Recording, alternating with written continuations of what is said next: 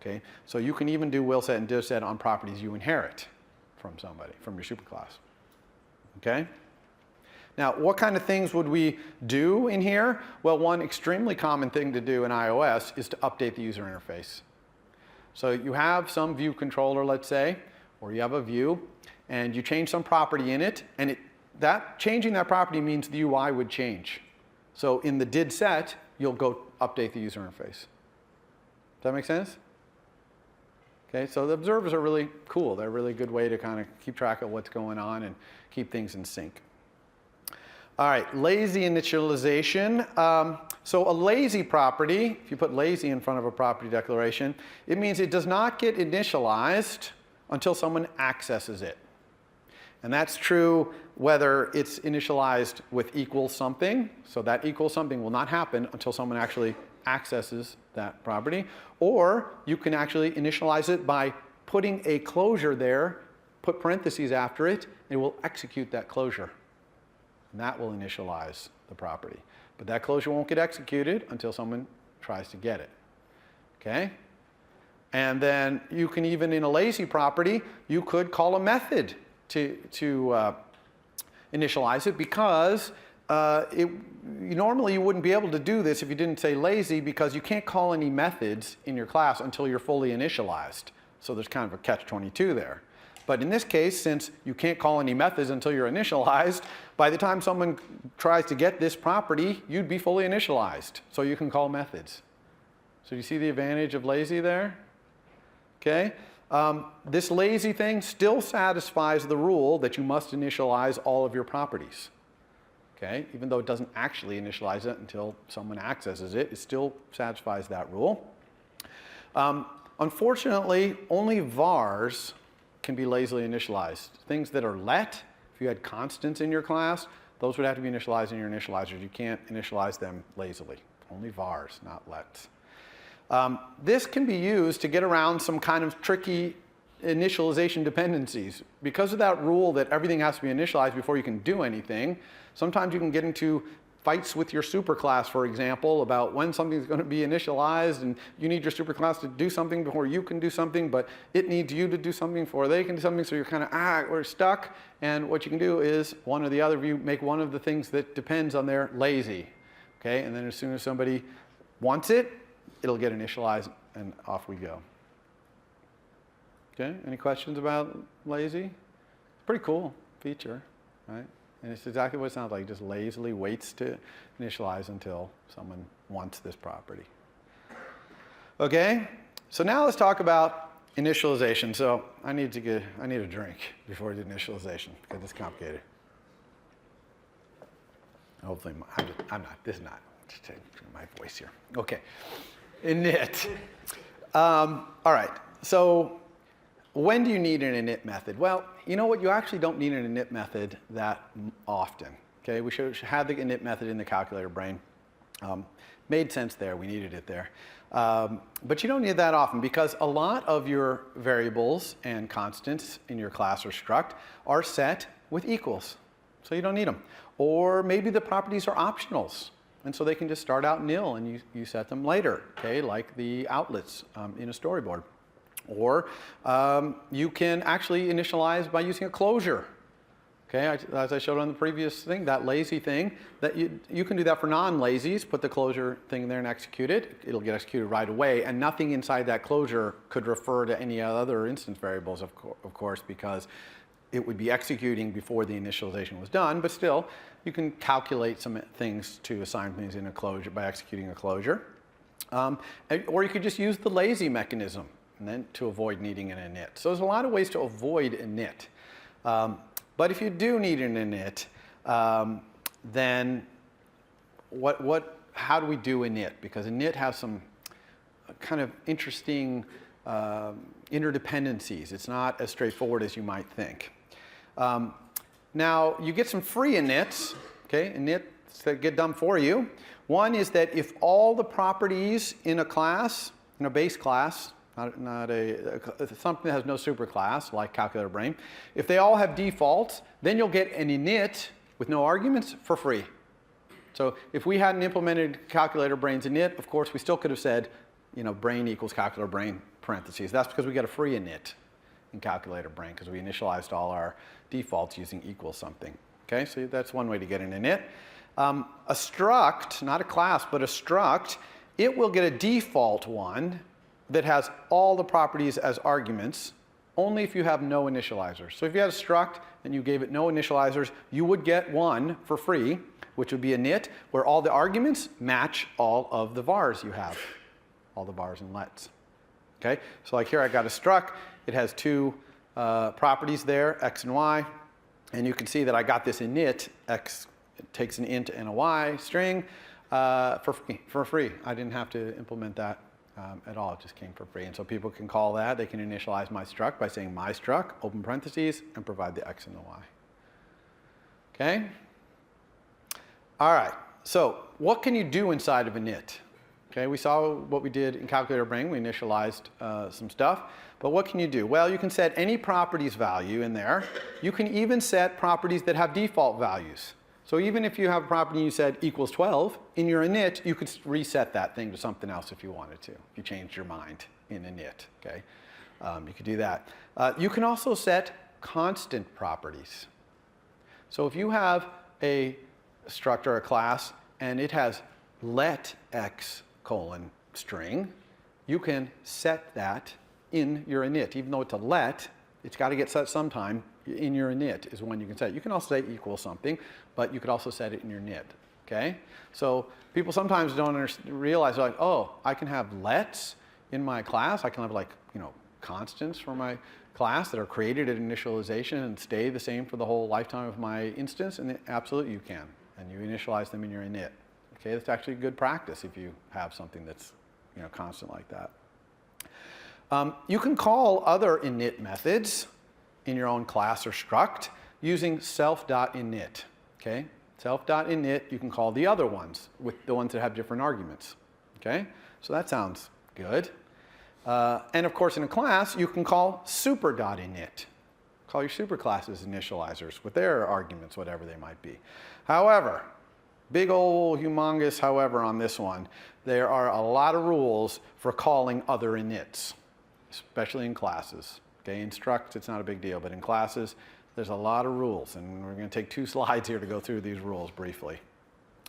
All right, so as part of these rules, what are you required to do inside of init? What is mandatory for you to do? Well, as you know, you have to have initialized all the properties in your entire class. You cannot start a class off with no values. And remember, optionals, nil is a value for an optional, so if an optional is nil, it is set, so everything's fine there.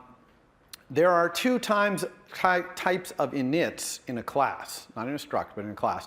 One is called a convenience init, and then there's all the other kinds. Those are called designated initializers. So by default, an initializer is called a designated initializer, but there's also these things called convenience initializers. And we make this distinction because there's a little bit different rules about them, so let's talk about that. A designated initializer, one that doesn't say convenience in the front of it, it has to and can only call a designated initializer in its superclass. It's a very important rule. Okay, if you have a designated initializer doesn't have the word convenience in front of it, it can't call another init in your class. It has to call a superclass's init, and it has to be in a designated initializer, not a convenience initializer, in the superclass. Okay? Understand that rule number 1? As for designated initializer. This is all, by the way, in the documentation. It's very elaborately drawn out with pictures and all that. I'm just trying to summarize it here. Okay, hopefully you've read that already, and this is review, but if not, hopefully understanding a little bit of what I'm saying to now, when you read it, you'll say, oh yeah, I get it. Okay, so that's the rule for designated initializer. You have to initialize all of your own properties before you call your superclass's initializer. Okay, this is for designated initializers only because they're the ones who call their superclasses initializers. So you have to be done with your own properties before you call your superclasses. This one will trip you up often. Okay? You also have to call your superclasses init before you assign a value to any property you inherit from your superclass. In other words, you have to let your superclass initialize its properties before you can start setting them. So you get those 3 rules. Okay, that has to do with Your super, it has to do with designated initializers and calling super. All right, now a convenience initializer has different rules, okay? First of all, a convenience initializer must and can only call a designated initializer in its own class. Convenience initializer cannot call super init of any kind. And it can't call, and it must call a designated initializer. Now, it can call that designated initializer indirectly through another convenience initializer. Okay, so one convenience initializer could call self another convenience initializer, which calls designated initializer, but eventually a designated initializer must be called. Okay. A convenience initializer must call that designated initializer, directly or indirectly, before it can touch any values, obviously.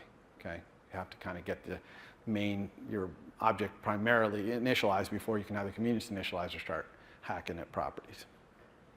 The calling of other inits, whether you're a convenience guy calling your designator, or whether you're designated calling up to your super's designator, has to be complete before you can start accessing your properties and methods. In other words, the class has to be initialized before you can start calling methods and properties. Okay? That's why we have to use lazy if we want a property to set its value to be calling a method, because we can't do it non-lazily because we wouldn't be initialized at that time. We'd still be in the process of initializing. It's kind of a two-phase initialization. You get fully initialized, now you can go do that. Okay, so these are the rules. Question? Is there a way to set constant then by like calling a method? Like, so the question is there a way to set a constant by calling a method or something like that? And the answer is no. Okay, you can only set constants either setting them equals something or in your initializers. Unfortunately, later you can't do it. Okay, let's talk about inheriting init. Okay, because this is complicated as well. So here are the rules for inheriting init. If you do not implement any designated initializers in your class, then you will inherit all of your superclasses' designated initializers. Otherwise, you will inherit none of your superclasses' designated initializers. Okay? It's all or nothing on designated initializers. If you override all of your superclasses' designated inits, okay? So your superclass has 3 designated initializers with different arguments. If you override all of them, then you will inherit all of your superclasses' convenience initializers. Also, if you implement none of them, because you'll essentially inherit all the designateds and all the convenience in that case. Okay?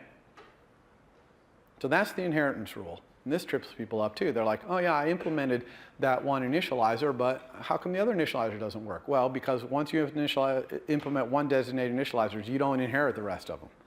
Okay? So it's all or nothing on designateds.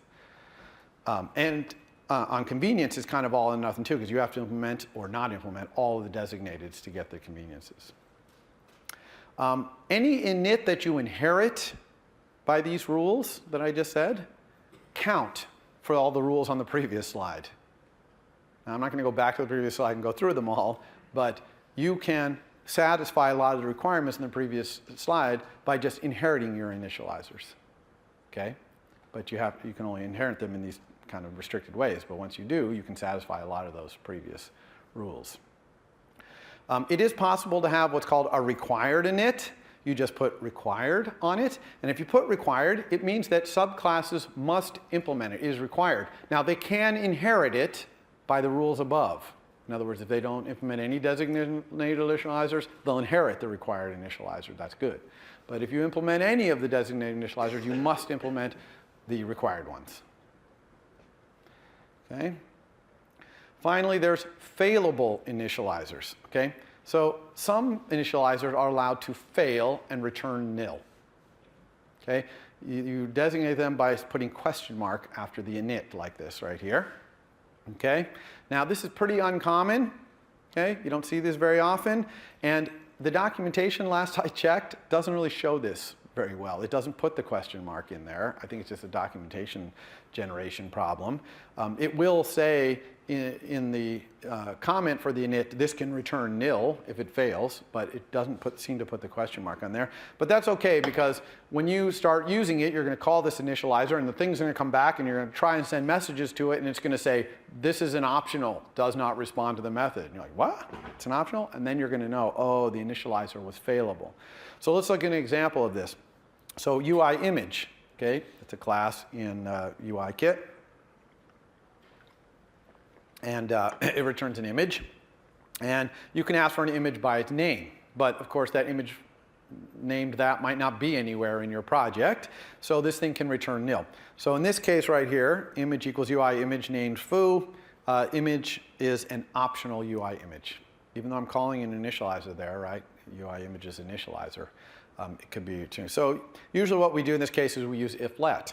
Right? If we can let the image equal the image named foo, then we'll do what we want. Otherwise, we couldn't find it, so we'll do whatever we do in that case. Okay? So watch out for those. There's very few of them, a few dozen at the most. Yeah? Does this replace like try catch? So the question is, does this replace try catch? We're not even going to talk about try catch in this class. Okay? That's how rare it is. You really don't even use try catch in Swift. You know, things are, optionals make a lot of try-catch stuff just not necessary. Try-catch, for those of you who don't know, is you can raise exceptions in your program, and they can percolate up the call stack, and someone tries to catch them and handle them, okay?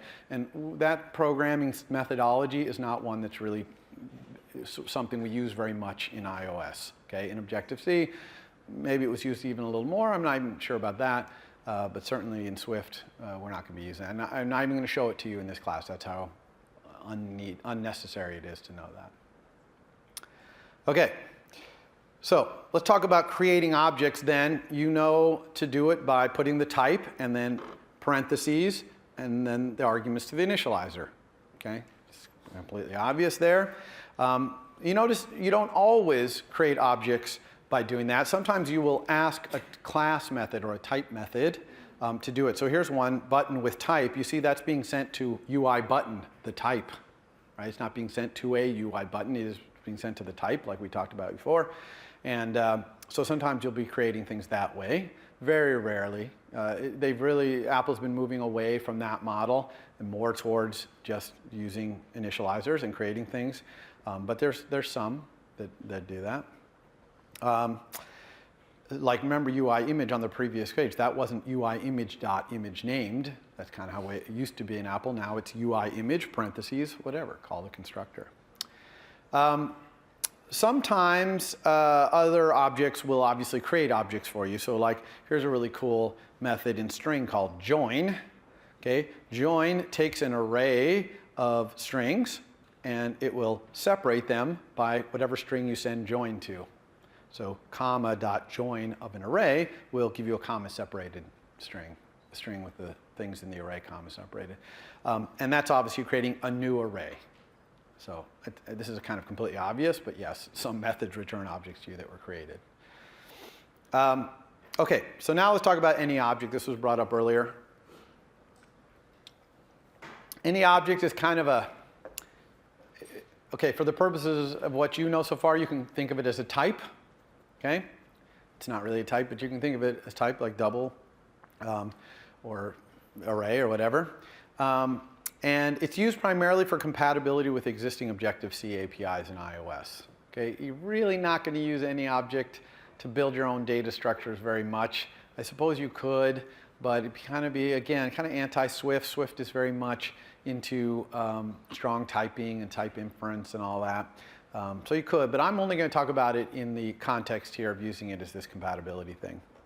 All right, so what is any object?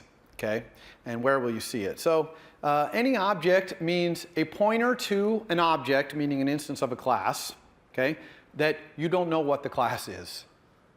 So it's just kind of pointer to unknown class, okay, which seems kind of weird, and it is kind of weird. So we're going to have to play around to be able to use it, but that's what it is. And where will you see this in iOS?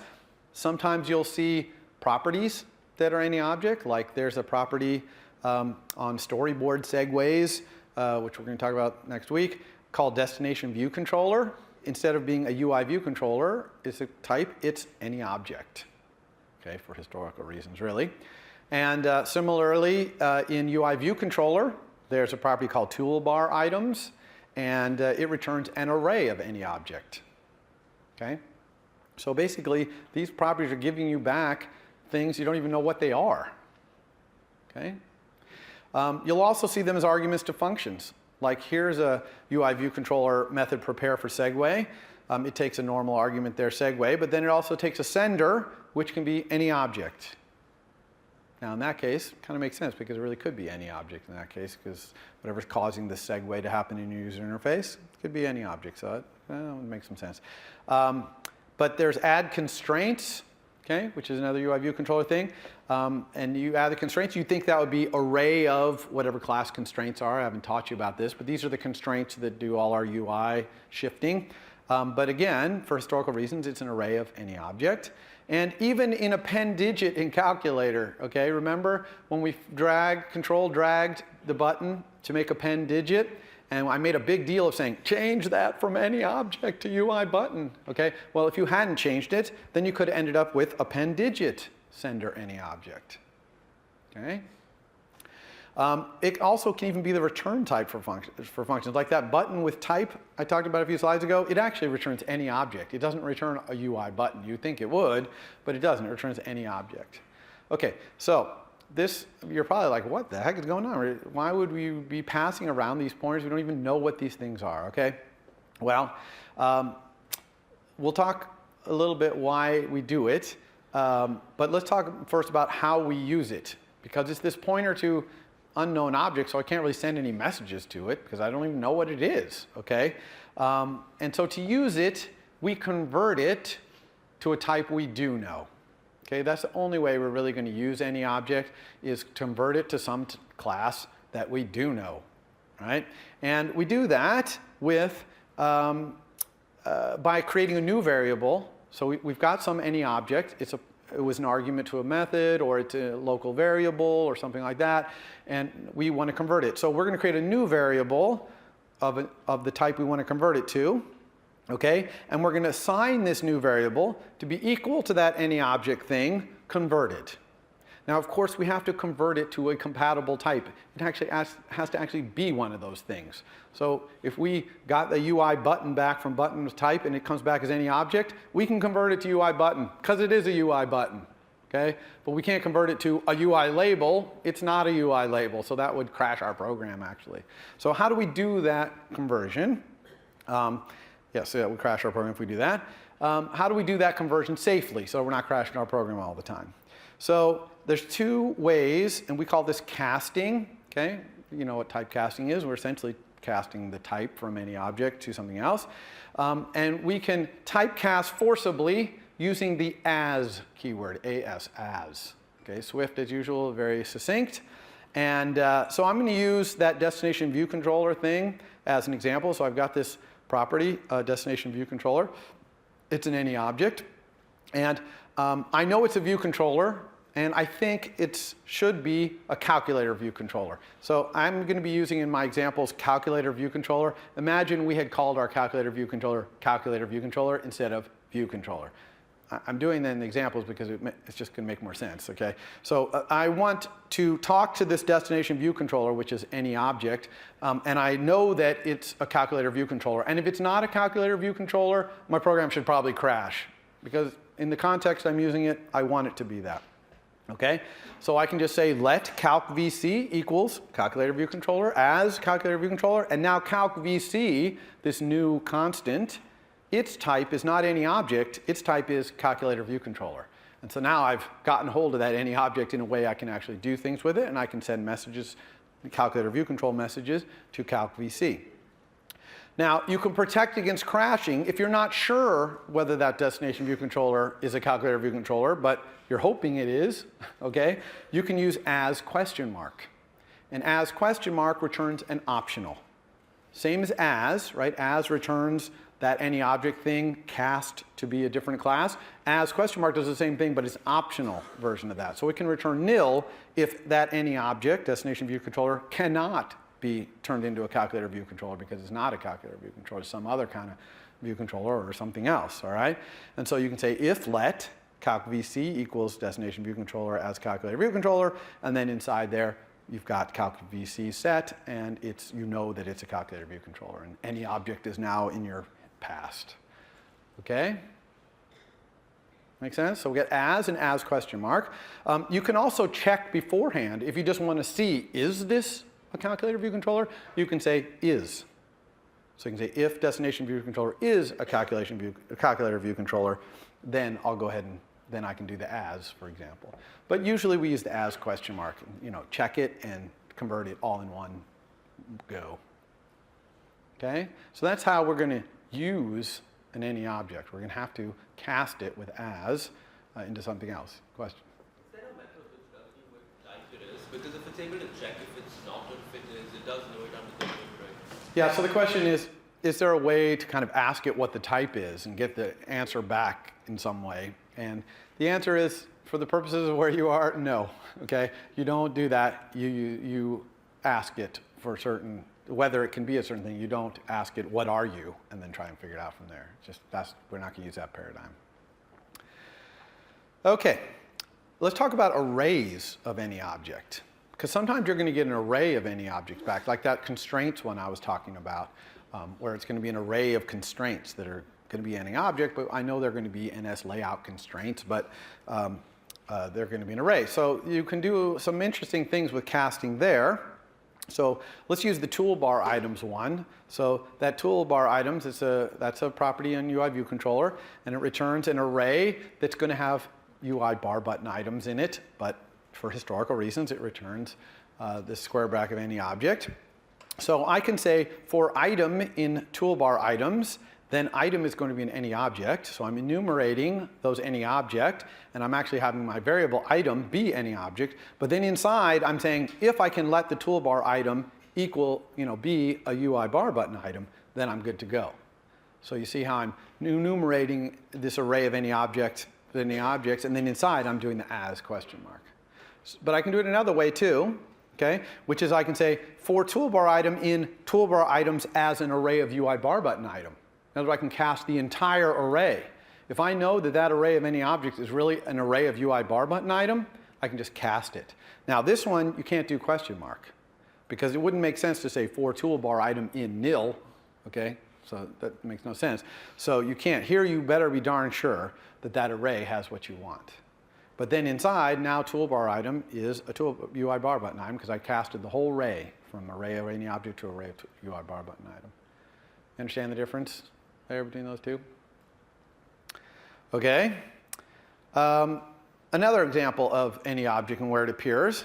So if we hadn't changed, when we control drag to make append digit, what if we had left it any object? Okay, so we had append digit sender colon any object. How could we have dealt with that? Well, we just would have said, if we can let the sending button equal sender as a UI button, then do what we do. Let digit equal sending button dot current title, exclamation point, et cetera, et cetera, et cetera. Make sense? But we didn't want to put that extra if let, and I hadn't taught you about as, so that's why I said be sure to put that thing UI button. All right? Now you might ask, why is that even in any object? When I control dragged, why didn't it just put UI button? Why did it even offer any object? Well, because you could have an action that is sent by two different kinds of UI elements. Maybe it's sent by a button and also by a slider. I don't know how that would be. I couldn't even think of an example of that, but you possibly could. It is theoretically possible. And in that case, the sender would be any object, and you would have to say, if the sender is a slider, then do one thing. Else, if the sender is a button, then do something else. And you would do that with as. Okay? So that's why I'm saying I think that default should not be any object, because that's a pretty rare case where two different kinds of UI elements are sending the same thing. So why do the rare case? Even though that's the more generic or more general case, I agree. It still just seems kind of error prone to me. But anyway, so there's another any object example. So here's one more any object thing. Let's go back to that button thing. So I told you the button with type returns any object. Okay? And so if I got a button and I wanted to find out its title or something like that, I have to cast it. So I would call I would call that button with type, and I can cast on the fly, right in line. So if I called that line on green at the top, then down here I could say the title of the button equals button as UI button dot current title. So I'm just casting that any object, that button any object up there to be a UI button, and then sending it a message. So you can cast on the fly. Again, crasharoo